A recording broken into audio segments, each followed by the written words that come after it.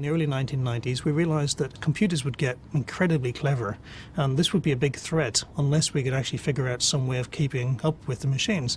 And the obvious way of keeping up with the machines is to be able to make a direct connection between our brains and the machine world. So we thought, well, how can you do that? You can't stick a DIN socket into the back of your head. That isn't going to work very well.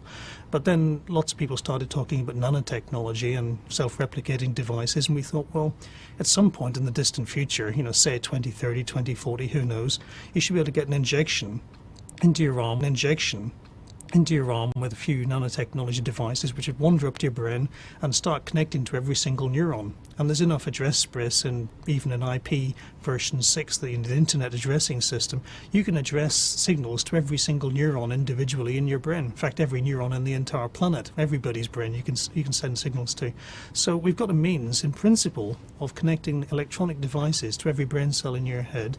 Therefore, you can take an exact replica of your brain, so I could have Ian Pearson Mark II living inside my PC in 2030, and I could have all of my thoughts backed up on there, all of my memories backed up, and if I get run down by a bus, it doesn't matter. It's not a career problem because I've got a backup on the network. So this is a wonderful concept for the future. We call it Soul Catcher. Soul Catcher, effectively capturing my entire mind and dumping it on a chip, well, notionally a chip, and I would have another existence in cyberspace. Unfortunately, a lot of the media have misunderstood. They thought we were doing this next year, but it's actually sort of 25, 30 years away, unless we get some very big breakthroughs in technology between now and then.